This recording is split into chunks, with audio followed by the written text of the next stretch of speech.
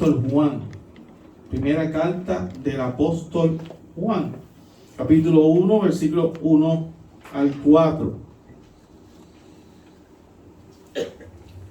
Primera carta del apóstol Juan. Capítulo 1, versículo 1 al 4. El título del mensaje, Verbo de Vida, sale directamente del texto. Hay algo particular que yo le he dicho durante los años. Esta carta, aquel que vio, que yo me imagino por lo menos el trailer lo vio, de la película Twister, ¿verdad? Los torbellinos. O las escaleras que suben hacia un faro, es que son como un tornillo. Sí, pero yo creo que el tornado es más específico para presentar la carta. Yo se lo expliqué en una clase que dimos sobre ella. Pero el tornado me parece que es la ilustración más fácil.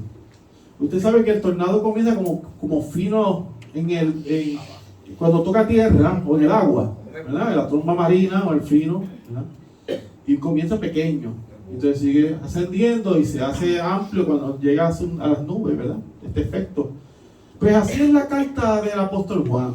El apóstol Juan comienza con un tema, sigue corriendo en espiral, va añadiendo otra vez el mismo tema, pero le pone otra característica, añade algo, sigue la espiral creciendo, va ese tema, con otro tema que lo complementa, con otro tema que lo complementa, pero sin salir del tema inicial, que fue la base. Y sigue así y vuelve de nuevo a tocar el suelo y sigue repitiéndose como un bucle. Sigue sin fin ahí. Porque es sin fin porque está hablando de la persona de Dios, de los atributos de Dios, de la doctrina de Dios. Entonces sigue. Entonces parece que Juan va repitiendo cosas, porque sí las va repitiendo, pero sí va añadiendo datos. Va añadiendo datos. Y entonces tú te sientes, la próxima vez que tú leas la primera carta de Juan, que te recomiendo que la leas, que es muy corta, si quieres esta noche la vas y la leas en tu devocional o mañana en la mañana, cuando desees. Y piensa en lo que yo te digo, en la escalera o en el tornado, piénsalo y ve los temas de esta manera que yo te lo estoy diciendo. Muchos teólogos lo ven así. Y cuando yo lo estudio y lo veo de esa manera, como que me siento realmente que estoy en esa espiral de datos. Él te va dando datos, va creciendo, añade, y vuelve al inicio otra vez. Y sigue, no fin. Es impresionante cuando la ves así. Está viejo Juan, yo se lo he dicho muchas veces. Esta carta es una carta que le escribe una persona envejeciente. Él está viejo. Y vamos a hablar de eso en el caminar del mensaje. Pero tiene que ponerse eso en la mente, de que los temas se van repitiendo, poco a poco añadiéndole datos, y que es una persona que no es un muchachito, sin menospreciar a los muchachos. Que es una persona que tiene muchos años y tiene mucha sabiduría, y que es el último de los apóstoles. El que me escucha por internet, el último de los apóstoles. Verbo de vida. Vamos a leer el texto. Primera carta de Juan, capítulo 1, versículo 4. Lo que era desde el principio, lo que hemos oído, lo que hemos visto con nuestros ojos, lo que hemos contemplado y palparon nuestras manos tocante al verbo de vida. Porque la vida fue manifestada y la hemos visto y testificamos y os anunciamos la vida eterna, la cual estaba con el Padre y se nos manifestó. Versículo 3. Lo que hemos visto y oído, eso os anunciamos para que también vosotros tengáis comunión con nosotros. Y nuestra comunión verdaderamente es con el Padre y con su Hijo Jesucristo. 4. Estas cosas os escribimos para que vuestro gozo sea cumplido. Este es el mensaje, verbo de vida. Señor, gracias por la oportunidad que tú me das de predicar tu hermoso y salvador mensaje, Señor, que salta para vida eterna. Yo te pido, Señor, que me ayude por la obra del Espíritu Santo y la sola Escritura, que tú me des la templanza, Señor, que tú ilumines a tu pueblo, Señor Jesucristo, que tú nos permita gozar de la doctrina de salvación que hay en los textos, para edificación también y crecimiento en santidad, Señor Jesucristo, porque a veces llegamos al servicio y tenemos diversas necesidades. Yo te pido, Señor, que nos ayude y sobre todo que nosotros aprendamos a dejar de ser de nosotros para ser de ti, Señor. Ayúdanos ayúdanos a cumplir con tu voluntad, Padre. Seas tú glorificado y exaltado. Abre nuestro entendimiento. Abre nuestro entendimiento, por favor, te pedimos. En el nombre del amoroso Señor Jesucristo. Amén. Amén. Amén. Amén. Bueno, hermano, cuando pasamos mucho tiempo con alguien, nos preocupamos por aprender de esa persona. Y sabe algo que a veces, sin preocuparnos, haciendo como una especie de paréntesis, de preocuparnos por aprender de esa persona, sin querer aprendemos. Porque ya la esposa dice frases que el esposo tiene registradas, frases que uno tiene en particular, y a veces uno dice frases de su esposa, dice frases de un amigo, yo digo frases de un hermano, de un amigo, de un familiar, porque esa comunión, ese compartir causa eso. A veces sin procurar hacerlo, terminamos hablando de cierta manera como las personas que están a nuestro alrededor influyen en nosotros, pero procuramos muchas veces aprender de esa persona. Llega el momento que conocemos suficiente de la persona, llega un punto que lo conocemos bastante bien, no a profundidad, pero sí podemos decirle, pasa algo, mira, hoy viene de esta manera, cuando viene así es que le está ocurriendo esto, porque ya conoces a la persona, y eso te da, cuando tú tienes un conocimiento de la persona, causa en uno misericordia, porque no es lo mismo que yo llegue a un sitio y llegue serio y usted dice, mire qué hombre más empachoso es ese hombre, no habla con nadie, pero cuando me conoce dice, oye, mire, que yo pensaba que era de cierta manera, pero no era así. Mira, es una persona que es chévere para tratar y todo eso, ¿verdad? Porque hay que dar una oportunidad para conocer.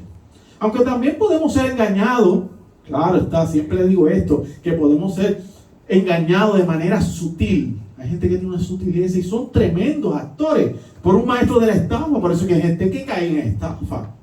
Es como la metáfora del hacha y el bosque que traje los otros días en el club de lectura. Los que vinieron pues se acuerdan de la metáfora esta que traje del hacha y el bosque, que la escuché y me pareció muy, muy buena. Que por cierto proviene de un proverbio turco, esa metáfora. Se cuenta que un día el hacha entra al bosque. Al principio, ¿qué hace el bosque? ¿Verdad? Imagínense que el bosque tiene personalidad, son como personas. Pues el bosque, que hace, los árboles se asustan, ven el brillo filoso del acero y se asustan, porque piensan, nos va a cortar, nos va a talar. Pero al ver que su mango era de madera, que es igual a ellos, de la misma, ¿verdad?, materia, confiaron en el hacha y le dieron entrada.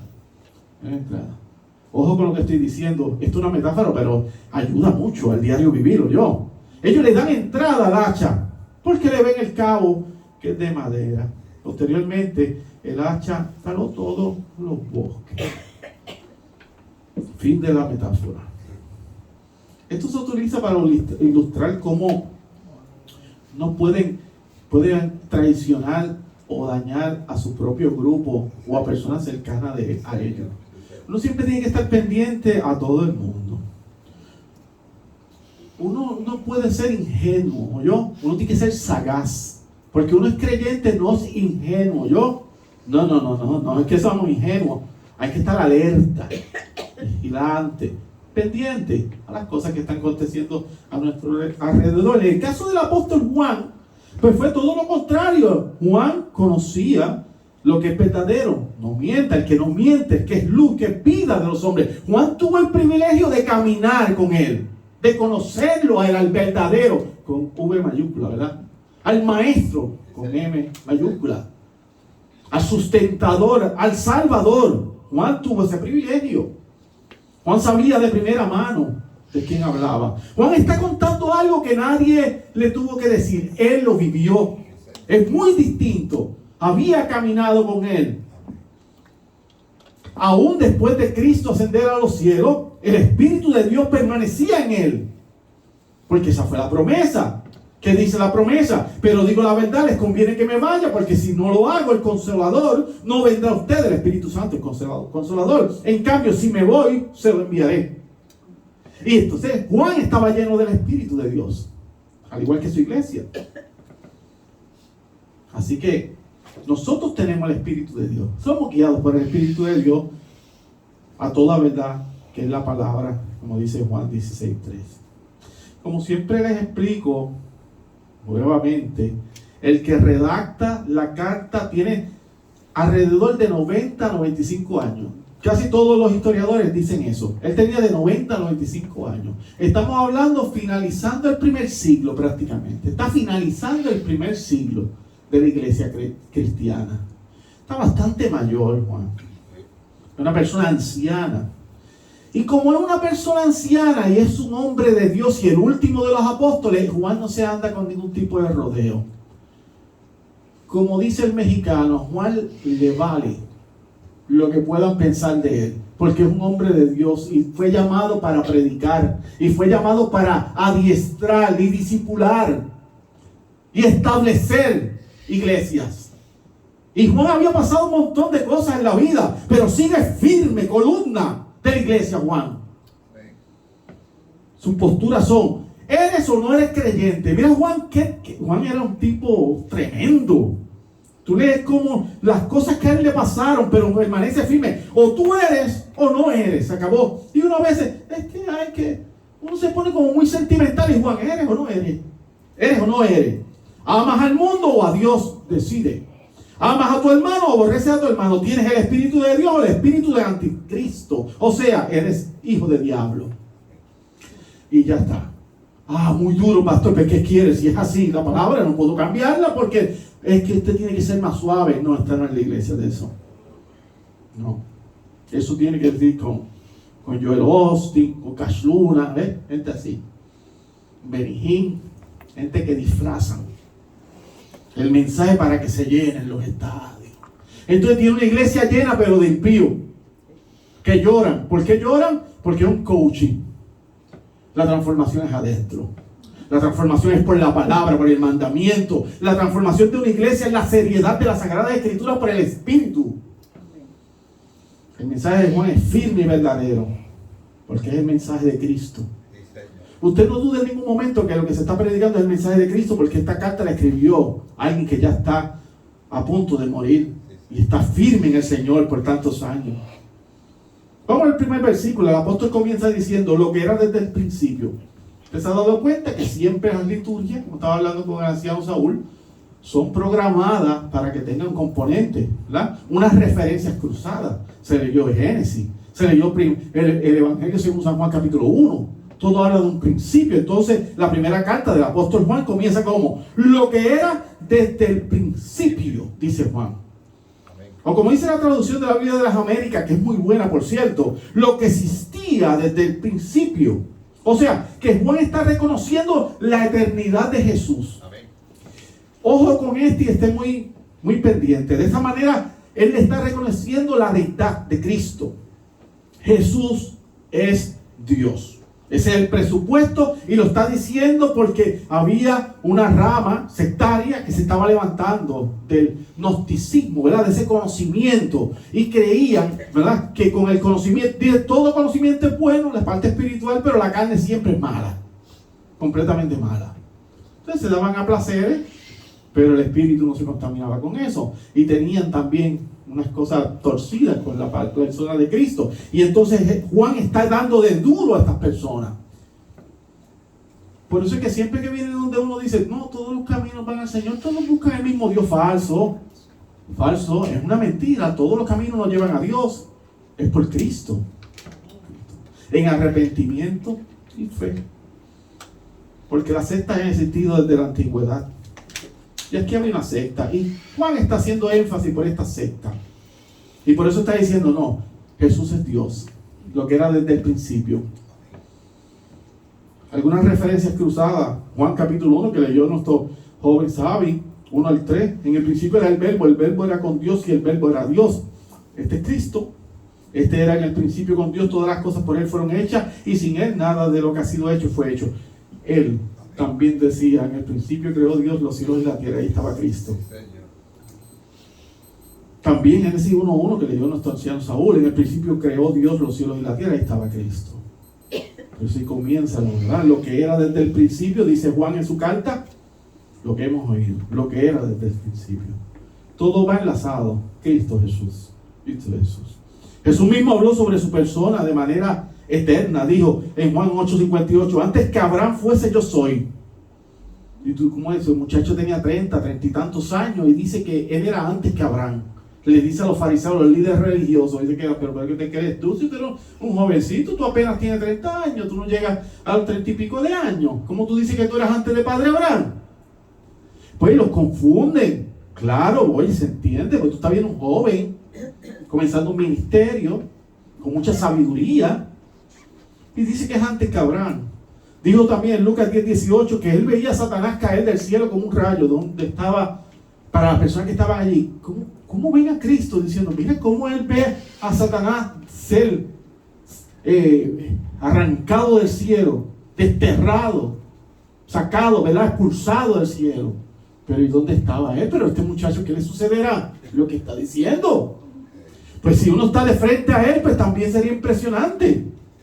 Yo veía a Satanás caer del cielo como un rayo, dice. O sea que está afirmando su eternidad, que es Dios. Luego, el viejo Juan pasa a dar fe y testimonio. O testimonio que conocía de primera mano a Cristo. Porque dice, mira el texto, lo que hemos oído, lo que hemos visto con nuestros ojos, lo que hemos contemplado y palparon nuestras manos tocante al verbo de vida. ¿Cómo se llama el mensaje? Al verbo de vida. ¿Se da cuenta? Se da cuenta que verbo de vida allí tiene letra mayúscula, refiriéndose a la persona de Cristo. Y finaliza su expresión llamando al Señor Jesucristo verbo de vida. Jesús es esa acción del Padre. Ejecuta su soberano plan en tiempo de los hombres. Un verbo es aquello que tiene acción, movimiento, existencia. Todas esas definiciones se quedan cortas para expresar todo lo que es nuestro Señor Jesucristo. Y en el día de jueves di un consejo de lectura para aquellos que recién inician y no tienen hábito de lectura, no saben cómo entrar de momento a las Sagradas Escrituras, y di un consejo. Y el consejo era que leyeran a Marcos 16 capítulos, rápido, en 16 días. Si leas capítulo por día, lo tienes completado y leíste un evangelio dinámico, rápido, dicen el periódico de la Biblia. Vas a encontrar acción y vas a entender de manera panorámica el evangelio de Cristo, el ministerio de Cristo en la tierra. Porque Cristo es la acción. Por cierto, algunos no pensaban que Cristo era el Hijo de Dios como nosotros lo vemos. Pensaban que era la primera persona creada por Dios. Ario, ¿verdad? El arianismo que se combate en Constantinopla, en ese concilio, el 381 después de Cristo. Van contra él y sí dicen que Cristo, como dije en la escuela dominical, es verdaderamente Dios y verdaderamente hombre, dice el concilio. Y Ario, aunque sigue cierto tiempo permaneciendo esa rama ariana, pero posteriormente se culmina. La expresión el verbo de vida dice mucho más. Habla sobre que el único que puede dar vida es Dios, nadie más. ¿Se acuerda que hablamos del tema de Satanás tendrá la capacidad de hacer milagros? ¿Se acuerda que dimos la clase el jueves? Todo el mundo vino interesado en esto. No puede. ¿Por qué? Porque él no puede crear materia. Eso solamente está en la persona de Dios. No puede crear. ¿Cómo va a crear? ¿Quién es él? No, él es creado. Él no es el creador. El creador puede crear. Ex nihilo. Satanás no puede crear nada.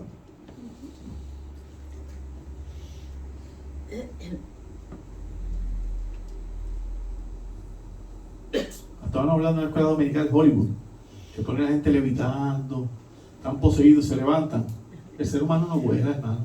No tiene ni alas, ni puede vencer la gravedad de la tierra. No está diseñado de esa manera. Quítese eso de la mente. Si usted está viendo eso, necesita ayuda. Y usted va humildemente y dice, doctor, me está pasando esto. Veo gente levitando. Pues necesita ayuda. Porque eso no puede ser. No puede ser. El diablo no tiene ese poder ni autoridad. El que caminó con el Maestro Jesús está diciendo que el único que puede dar vida más allá de la muerte se llama Jesucristo el Señor. Ese sí es el que nosotros pedimos y oramos. Mire, hermano, cada día yo veo más milagros en esta iglesia. Hay gente que dice, el pastor es como loco. Sí, sí lo soy. Yo no estoy bien tampoco, yo estoy afectado de la vida, pero tengo a Cristo. Y yo sé que aquí ha pasado milagros. Y la providencia del Señor, tú dices, no, voy a la derecha. No, por aquí no. Y de mente vaya el Señor. Y tiene que ir a la izquierda. Porque Él dice, y así es, se acabó. Y de momento tú dices, por esto pasó. Mira, qué bueno es el Señor. Versículo 2. Mire su Biblia. Dice allí algo muy importante. Porque la vida fue manifestada y la hemos visto y testificamos y anunciamos la vida eterna, la cual estaba con el Padre y se nos manifestó, dice Juan. Piensa en Juan como una persona mayor. No vamos a estar aquí a Juan una imagen de un chamaco, no. Juan es una persona mayor, muy sabia, y venían a él y él adiestraba en la fe, en la palabra, a diferentes discípulos. Juan está diciendo que Jesucristo es vida en sí mismo. Cristo es vida en sí mismo. Todos recordamos aquel momento en Juan capítulo 4 que Jesús está cansado del camino, ¿verdad? En su estado de humillación, que hablamos de eso también en el Catecismo Menor, en su estado de humillación el hombre se cansa porque es verdaderamente hombre. Y se cansa en el camino y se sienta en el pozo de la heredad de Jacob, que aquí se ha predicado bastante este texto. Y al poco tiempo comienza a entablar una conversación con una mujer que se encuentra allí, oriunda de la zona, una samaritana. Cristo le habla de la vida eterna. El Señor, tranquilo, Cristo, la vida eterna. Y comienza a hablarle. Como yo le digo, cuando usted ve a un joven, que los jóvenes a veces no conocen nada de la palabra. Cosas que le han dicho, papá, Dios te bendiga, bendición, el cielo, el infierno, cosas así. Y usted le dice, cuando hablas con él, le pregunta, ¿y qué tú piensas de la muerte? Mire, sencillo. ¿Qué tú piensas de la muerte? No he prestado mucha atención a ese tema. Posiblemente te dirán. Y tú comienzas ahí a abrir y entras. ¿A dónde irás? Tú piensas. Tú piensas que no hay nada, que en algo. ¿Cuál es tu filosofía de vida? Le preguntas y por ahí sigues entrando. Crea que muchos se abren porque Dios hace milagros. Milagros. Y yo le expliqué que todo ser humano es religioso. Aunque nieguen a Dios, son religiosos.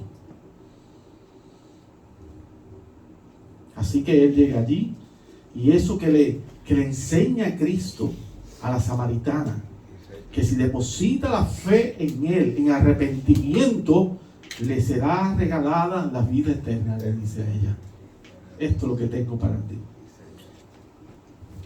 Esa verdadera vida caminó junto a los hombres pecadores. Y Juan camina junto a él, el que ya está viejo, ¿no? Al que me escucha a la distancia y al que está presente, a todo el mundo. Cristo está presente en nuestras vidas. Cristo es vida eterna. Cristo es vida eterna. Continúa Juan dando testimonio de que vio a Jesús. Por eso lo anuncia hasta el día de hoy. Recuerde que está refutando también a esa secta del gnosticismo. Estando en una posición de gloria, Jesús por amor y obediencia desciende a la tierra en un estado de humillación porque se hace semejante a los hombres, por ti y por mí. Filipenses 2, 5 al 11. Haya pues en vosotros este sentir que hubo también en Cristo Jesús, el cual siendo en forma de Dios, no estimó ser igual a Dios como a cosa que aferrarse, sino que se despojó a sí mismo, tomando forma de siervo, hecho semejante a los hombres, y estando en la condición de hombre, se humilló a sí mismo, en un estado de humillación, haciéndose obediente hasta la muerte y muerte de cruz. Y Dios le exaltó hasta lo sumo, le dio un nombre que es sobre todo nombre. Y para que en el nombre de Jesús se doble toda rodilla de los que están en los cielos y en la tierra y debajo de la tierra. Toda autoridad tiene el Señor. Amén. Y toda lengua tendrá que confesar que Jesucristo es el Señor. Amén.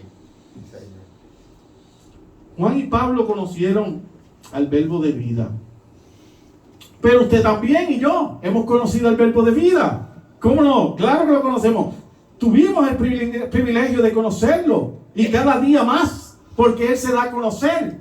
Que es lo que estábamos enseñando en la mañana. Él se ha dado a conocer. Busca que profundicemos en esos misterios que se revelan poco a poco en la Escritura.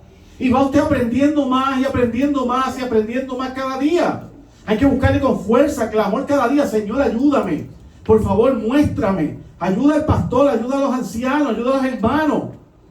Ore para que el Señor nos ayude. Hasta que nos mande a buscar o venga por su iglesia. Amén. Que será una maravilla si viene antes que no alcance la muerte. Marcos 12:30, y amarás al Señor tu Dios con todo tu corazón, y con toda tu alma, y con toda tu mente, y con todas tus fuerzas. Ese es el principal mandamiento. Y este está aquí por algún tipo de razón. Movido por un impulso que a veces no entendía, pero llega a la iglesia porque usted dice, yo como que necesito buscar de Dios. Y confundido llega a la iglesia y comienza a ser adiestrado. Y se va afirmando en la fe cada día más convencido de Dios.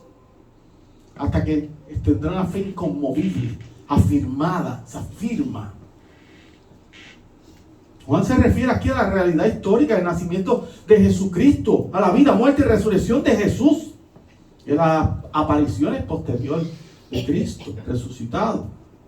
Versículo 3 dice, lo que hemos visto y oído, si usted está conmigo en el texto, eso anunciamos, dice Juan, para que también vosotros tengáis comunión con nosotros, y nuestra comunión verdaderamente es con el Padre y con su Hijo Jesucristo.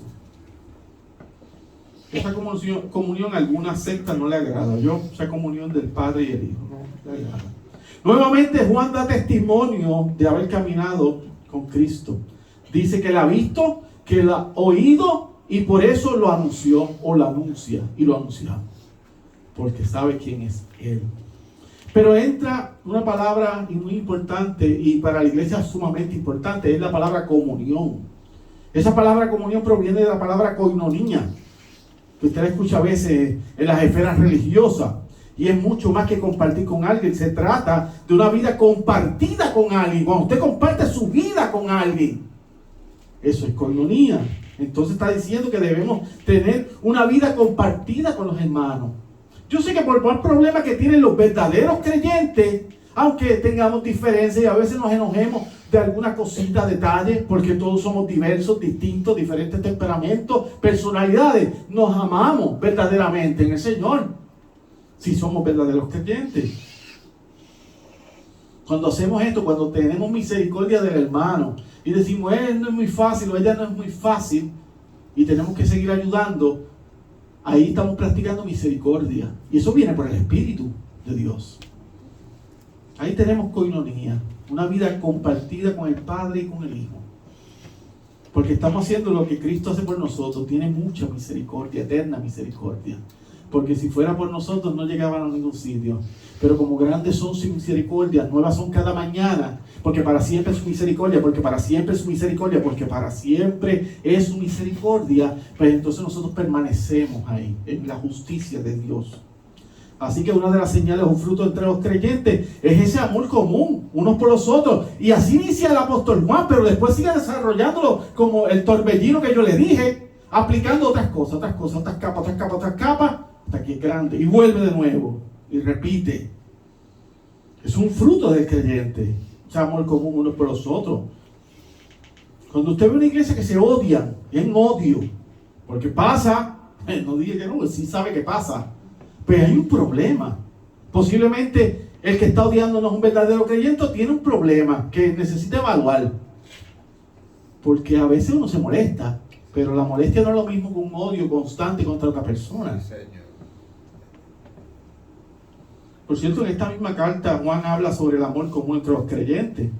El capítulo 2, si usted le da la página, y el capítulo 2, versículo 9 al 11, de esta misma carta, los 9 al 11, capítulo 2, dice allí: el que dice que está en la luz y aborrece a su hermano está todavía en tinieblas. El que ama a su hermano permanece en la luz y en él no hay tropiezo.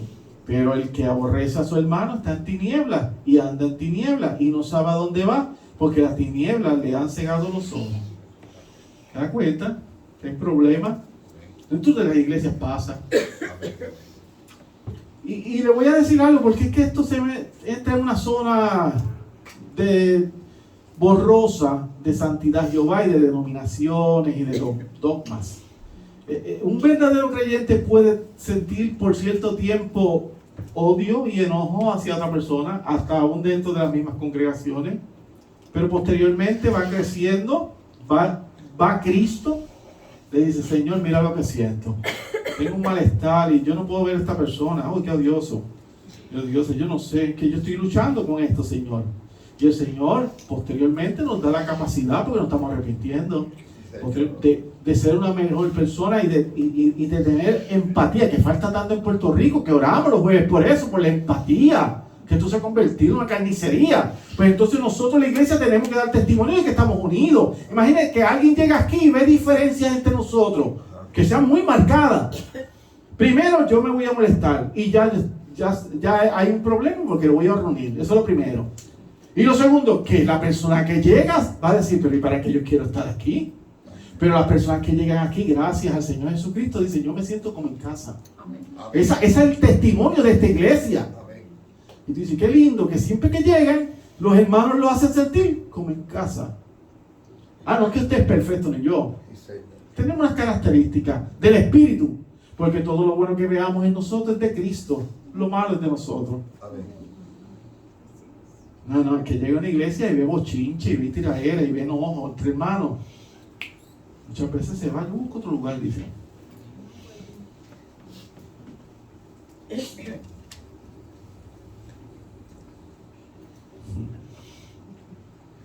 El amor hacia nuestro prójimo y principalmente hacia los hermanos de la fe, como dice Pablo, Gálatas 6:10. Pablo dice que principalmente hacia los hermanos de la fe. No puede ser posible sin la asistencia del Espíritu Santo. El segundo mandamiento, ama a tu prójimo como a ti mismo. No puedes cumplir con eso. No puedes cumplir con los mandamientos de Dios. Por eso Cristo vino. Pues no puedes. Ni yo. Ama a tu prójimo como a ti mismo. Siéntate con cualquiera de la iglesia. Aparte, mira, tú amas a todas las personas como a ti mismo. Te voy a decir que no. Y si dice que sí, miente o yo. Está mintiendo. ¿Para qué? Para hacerse un santurrón. Y los santurrones aquí no van muy bien, o yo. Porque el primero que dice, oye, tú eres un santurrón, ¿qué te pasa? ¿Dónde tú saliste? Tú eres huerdellano. Llegaste a la perfección de la santidad. No, mientras estemos en esta vida, no vamos a llegar a eso, hermano. Siempre se nos sale un chismecito, una ira, egoísmo, falta de perdón. Tenemos que luchar con eso. Por eso es importante la oración, pero una oración con base bíblica. Y entonces usted dice, Señor, mira cómo está mi condición. Yo no me siento bien porque yo no puedo salir de este rencor que llevo. Yo no puedo perdonar a estas personas, principalmente si son familiares. Ese son de los más duros de perdonar. Cuando son familiares te han hecho algo, se queda eso. Como el jugo de tanque se asienta. ¿Se acuerda que prediqué una vez de eso? El veneno del corazón. Entonces cuando tú mueves el pote al otro día en la nevera, vuelve. Así pasa con ese veneno de falta de perdón. Tenemos que orar mucho. Luchamos todos los días con falta de perdón, todos. Hay meses buenos, pero hay meses malos. Uno dice, vaya, lo que me han hecho. Oye, pero ¿qué le pasa a este? Difícil. No quisiera ni verlo. Ay, Señor, ¿dónde está otra vez? Y luchamos. Hermano, yo le hablo así porque hay iglesias que son unos santurrones que son falsos. Aquí no se podemos venir con esa falsedad. Tenemos que ser honestos. Todos tenemos luchas. El versículo 4. Estas cosas os escribimos para que vuestro gozo sea cumplido. Dice el viejito Juan. El gozo más grande que podía llenar el corazón del apóstol Juan y de aquellos que estaban en él, ¿verdad? O con él, era ver a los creyentes aumentar en gracia y conocimiento del Señor Jesucristo. Cuando un verdadero creyente, tú estás adiestrándolo, discipulándolo, dice, ay pastor, yo no había visto eso en las escrituras, estoy orando, me siento mejor. Y tú ves el cambio en la persona. A veces no tiene que hablar, pero ya tú ves que pasó algo en la persona. El amor de Cristo lo está inundando de tal manera que dice, si yo hubiese sabido esto, pero qué bueno es estar aquí, Señor. Pero si yo estoy en la casa de mi Señor, venid a la casa del Señor, corra a Cristo, que aquí hay salvación, el pan de vida que desciende del cielo y muere por los creyentes. Amén. Sí, Señor. ¡Qué maravilla! Que yo esté infeliz, el Señor salva. Amén. Sí, Señor. Que tú no te lo mereces porque es que soy tan malo. Y todos los días una musaraña de pensamiento. Y Él va a la cruz. verdaderamente Dios y verdaderamente hombre. Va por mí, por ti. Me faltó.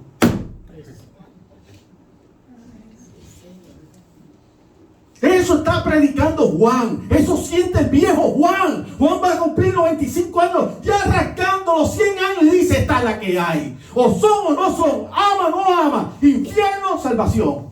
El viejo Juan. No tiene grises Juan. Juan firme. Sabe que va a ver a Cristo pronto, cara a cara. Y dice: yo le voy a dejar una enseñanza a estos muchachitos. El viejo apóstol quiere que tengan una comunión plena con el Padre y con el Hijo. Y le estoy explicando cómo conseguirla. No perfectamente, pero sí sincera. Para que los creyentes de todos los tiempos vivan en plena comunión con Dios. Ay, sí, tanto que hemos tratado de ir al Señor y seguimos aquí. Primero yo, queremos huir de Él como Jonás.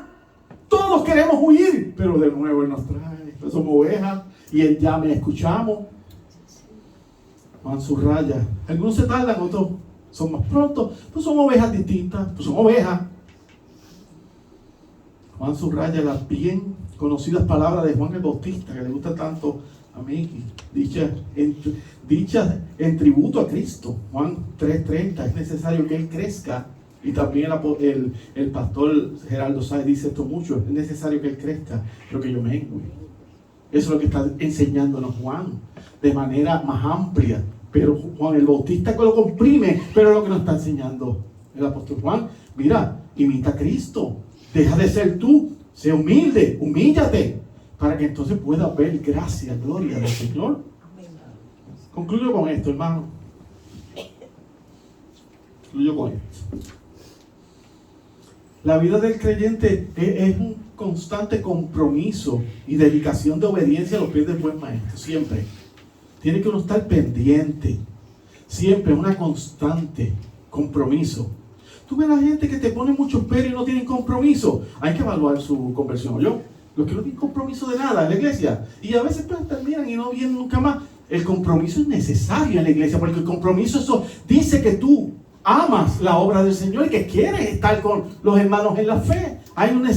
Es necesario el compromiso. Si todo el mundo en la iglesia fuera comprometido, las cosas serían muy sencillas, pero como todavía somos pecadores, luchamos.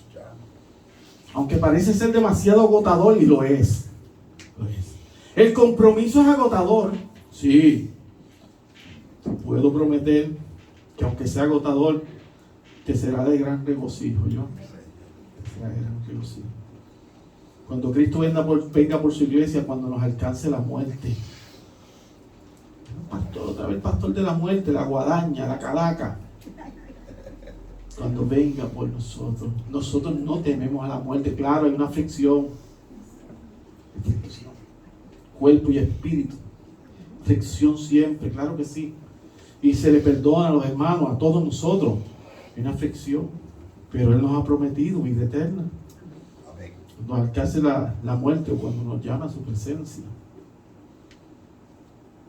Mediten estas palabras que estoy diciendo. Aquellos que aborrecen su nombre, que usted conoce mucho, sufrirán los castigos del lago, de azufre y de fuego. Y tenemos dolor porque muchos de ellos son conocidos que amamos y familiares.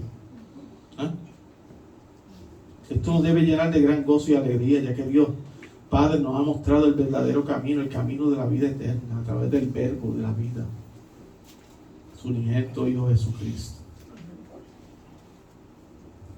¿Sabe algo? Yo hablé en la mañana de una serie que estábamos viendo mi esposo y yo, que la culminamos. Eso de media hora cada episodio. Eso de comer paja.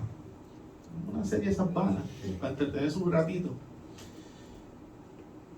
Pero el final, yo miré aquel final, que la persona muere y de momento le dice, pues como que se puede ir, ¿verdad? Es algo místico, la serie. Y abre la puerta y se ve un pasillo y lo está esperando una persona en ese brillo, ¿verdad? Y se va por ahí sonriendo.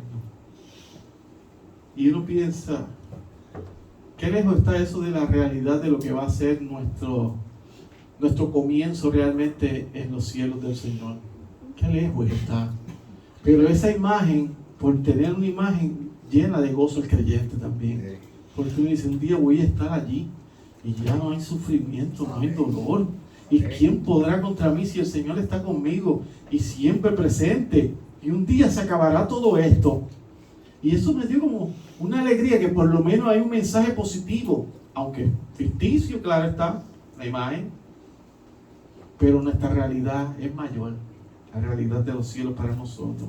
Así que damos gracias o acciones de gracias a Dios por los santos apóstoles, aquellos que llenos del poder del Espíritu Santo revelaron todas estas maravillas del verbo de vida, para que nosotros podamos seguir creciendo en santidad, afirmarnos en la fe, Sí, Señor. confiando en sus promesas, ¿verdad? Piensen en el viejito Juan, piensen en él, cómo mantuvo firme hasta la muerte, y él permaneció vivo. ¿Sabe por qué? Porque el que tiene la llave de la muerte y del Hades es Cristo, y él quería que permaneciera hasta ese instante. Usted va a llegar hasta donde él dijo que llegase, y nadie cambia eso, Sí, Señor. nadie. Hasta donde él diga, la ciencia puede decir lo que sea, hasta donde él diga, Amén. ya está establecido. Amén. Este fue el mensaje, verbo de vida. Señor, gracias por la oportunidad que tú me das de predicar tu santo evangelio, que sea de edificación. Glorificamos tu santo nombre. Te reconocemos, Señor, como único Salvador, Rey de Reyes y Señor de Señores. A ti sea toda la gloria, Señor Jesucristo. Amén. Y amén. Y amén. Bueno, hermano, para